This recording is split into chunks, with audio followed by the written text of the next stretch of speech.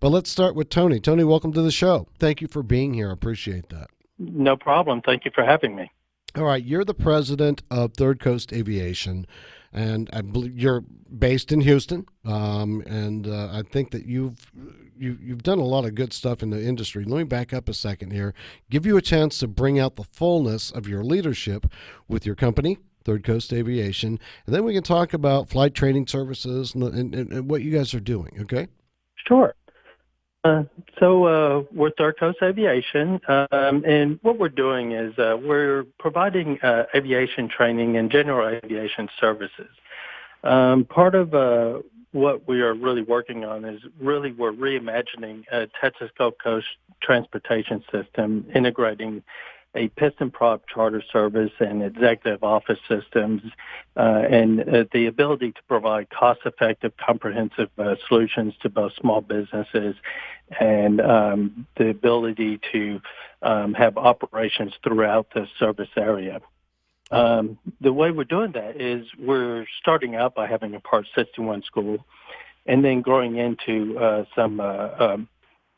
as an example, some charter services, and then going into executive office systems, and eventually be able to go all the way to providing fit space operations for all the facilities and the clients and the pilots within our area.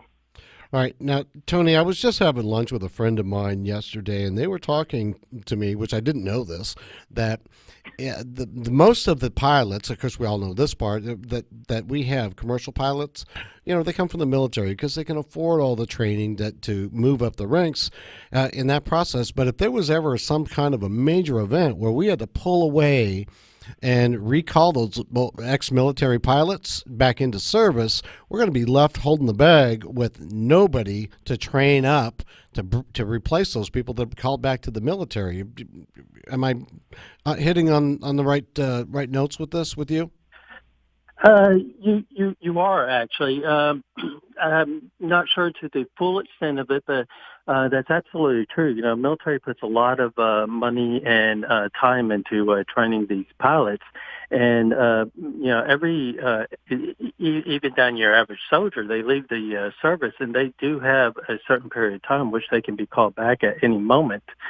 So it's even worse than that is, as an example, by the year 2020, we're going to be in an environment where, we could have as many as 17,000 pilots shy within our industry of being able to fly in, air transport systems such as United Airlines, American Airlines, Southwest, and so forth.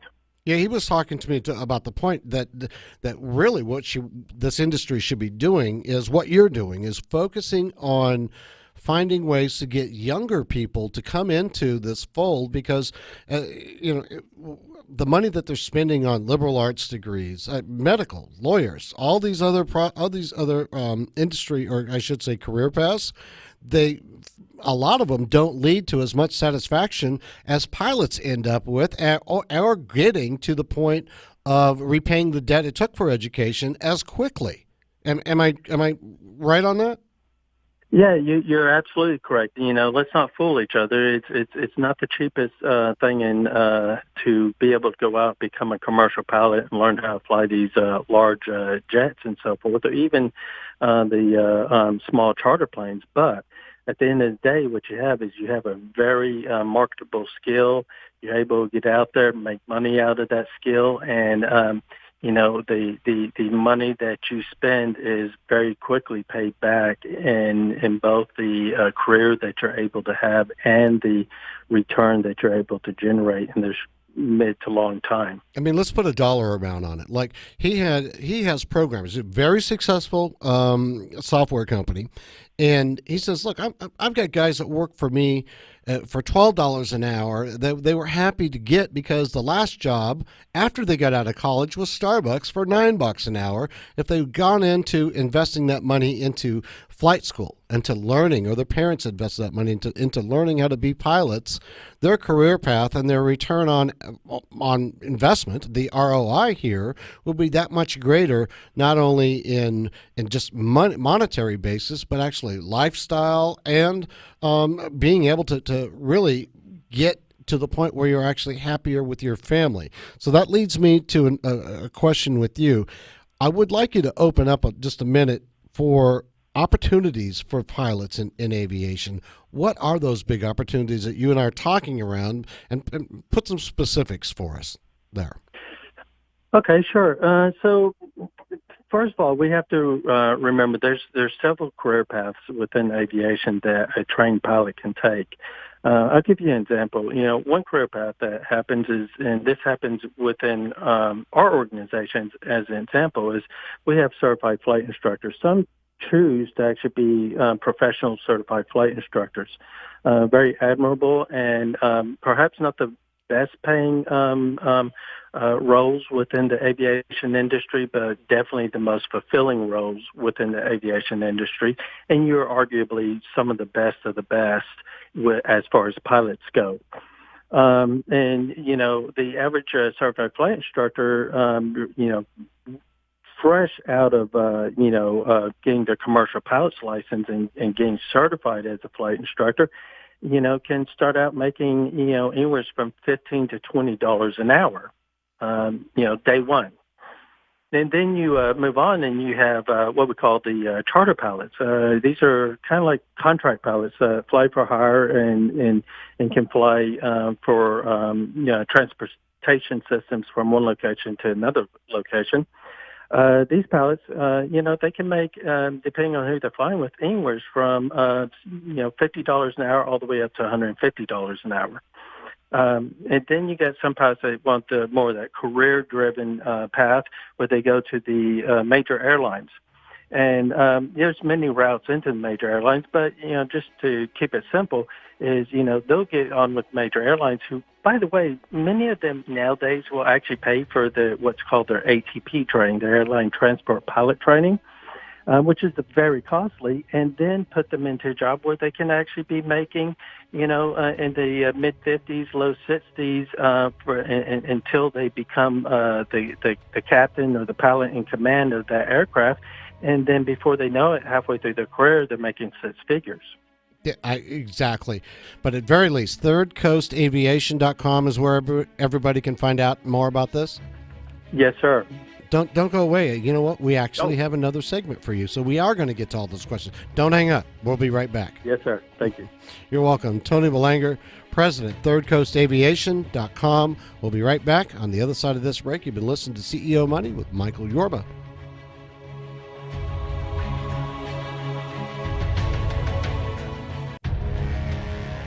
Welcome back to CEO Money. And Michael Yorba, your host. Thanks for being here. All right, Tony Boulanger, President, thirdcoastaviation.com. All right, Tony, when we left off, we're talking about the 6, possibly even 7-figure jobs that these people can roll into. I mean, when I say 7-figure, I'm talking about, they can open their own flight company of some sorts once they get this training. Let me peel that back a bit. You started your career in the armed services with military intelligence. I want to thank you very much for your service. But can you walk us through what it takes in general to operate a successful aviation business? Well, I'll tell you, I am still figuring that one out. However, so far, what really takes is just getting down to the bare necessities of things. And I've drawn upon my operations management greatly. I spent probably a decade working, in operations management, doing startups and so forth. And then eventually wrote a book about it, and that's where I got dragged into this. And would say, hey, we need your assistance in getting this thing up and going. And what it really boils down to is, just doing good, solid business. We don't try to reinvent anything here. We draw upon our tacit knowledge and our ability to do procedures and processes and be able to just simply move forward and get to a state where, we treat all of our customers with respect and professionalism, and we build relationships within the aviation industry or general aviation And we don't make any backroom deals or anything like that. We treat everyone as they need to be treated, and simply have a central focus of we are here to create pilots. That's our focus in life. We're not here to soak people for hours. We're not here to, reimagine how we can, make more money off of it. We're here. How can we create pilots, and what's the most efficient way that we can create pilots, and how can we get those pilots to be excited and move on? And let me ask you another question. What do you look for in a good flight school and the optimum age to really start to get people interested in this type of a career path? One of the very first things you look for in a good flight school is pay attention to the flight instructors that they employ, with the flight instructors that work in that school. Let me give you an example. At Third Coast Aviation, we have senior level flight instructors. As an example, one of my flight instructors, they are a master instructor. It's what they do for a living. They give ground school. They give flight training. My other one is my chief pilot. He has been doing this for 30 years, has no desire to do anything else. This is what he wants to do. Ideally, you're looking for flight instructors that, that's what they want to do. A lot of flight schools, far too many, they are concentrating on let's just fill that seat and let's go ahead and get the guy and let him build his hours so he can get onto the airlines. That's not saying that they won't be good instructors, but you do want to look for a flight school that has a foundation in their training program where their instructors are actually there to teach and they're not going anyplace anytime soon. What are the processes for becoming a safe and competent pilot? I want to hear that. I don't know anything about the processes yet. That is a very good question. So you do become a safe and competent pilot. First and foremost, there's a lot of education you need to have. You first learn all the rules and regulations that the federal aviation requirements have. And then you also have the parameters of which you take the flight lessons. Everything that you do in aviation revolves around having a process and having a procedure to follow. It's first and foremost about safety, learning what a fly versus no fly situation is. And then you actually don't get your license until you pass a minimum of a written exam, which can be quite challenging. You have quite the breadth of knowledge which you have to display. And then when you go forth to take your exam, you have an examiner who is actually going to sit down with you and it's going to do what we call an oral. This oral can be anywhere from 2 to 4 hours of intensive questioning and conversation on what are good aviation standards and practices. And then assuming you make it past that point, now you have to go and fly with this examiner for anywhere from 2 to 4 hours.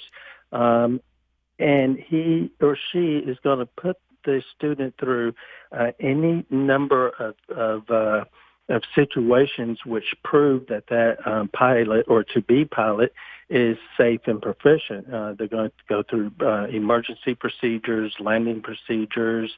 They're going to review, basic standards, communications with them.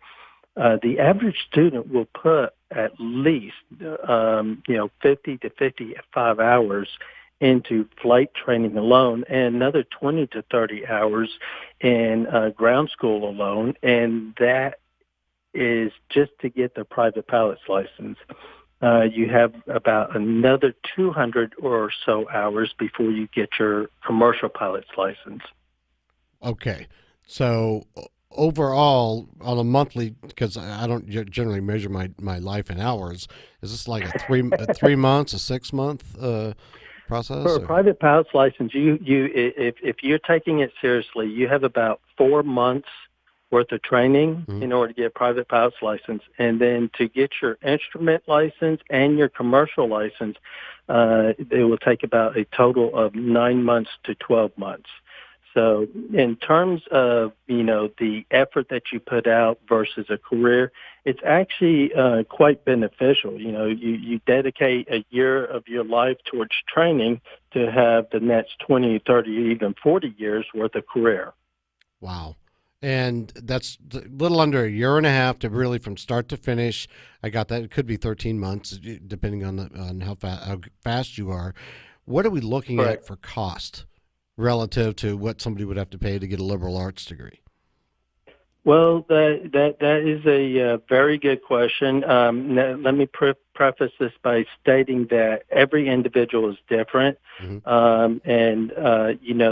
unlike going to taking a college course, there is no set hours and you're done. Okay, it's all about safety and proficiency. So a certified flight instructor and an examiner has to sign off and say that you are safe and proficient before you get to move forward.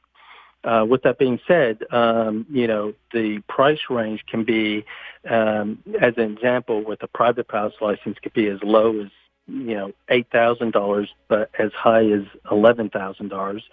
To go from private all the way to commercial and be able to instruct as a CFI can be as low as $40,000, but as high as $55,000 or $60,000. Wow, that's a lot less than what these people are paying, and the way the market is, it's more assured of a career path. Tony, it's been a pleasure. I hop into one of your planes and come on up. Our TV studios are at the Addison Airport, right behind some of the jet hangars. So I'm more than happy to come on, have you pop up here and bring you onto the show. We'll talk more later. That would be great. I'll have a talk with my chief pilot and see if I can convince him to do that for me. All right. Thanks, Tony. We'll talk to you soon. Thank you. Bye-bye. You're welcome. Tony Boulanger, President, thirdcoastaviation.com. We're going to take a break right now. When we come back, it's going to be David Williams telling us about what's going on with the market. You've been listening to CEO with Michael Yorba, CEO Money with Michael Yorba. We'll be right back after this message.